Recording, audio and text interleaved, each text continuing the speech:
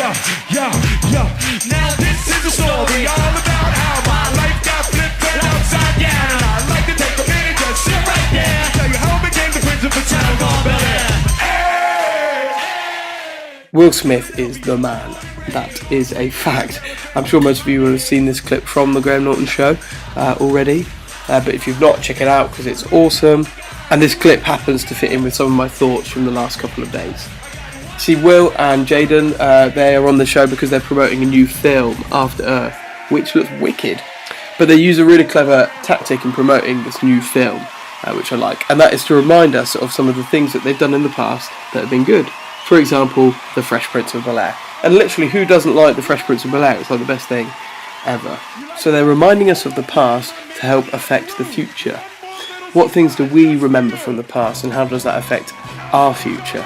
When we read Psalm 77, we read a psalm by a king who's in trouble, by a man who's lonely, a man who's in grief, and a man who's bringing these griefs to God. He tries to find comfort from the past, and he does this in two different ways.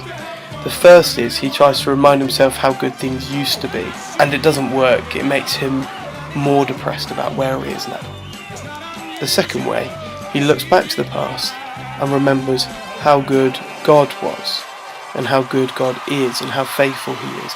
And all of a sudden these worries and concerns that overtook him become smaller as he realises just how faithful God is and how holy he is.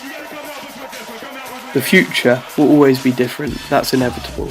Sometimes that means things are going to be harder for us in life, sometimes that means our lives are going to be easier.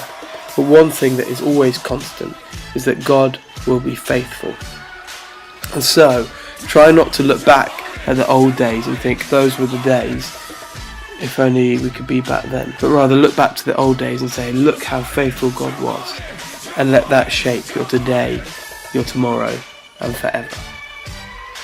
So your challenge this week is to find time each day to remember just how faithful God has been throughout history, in your life, family's life, in the life of the church, whatever. Just spend time to focus on that and ask the question of how that shapes your today, your tomorrow, and your forever.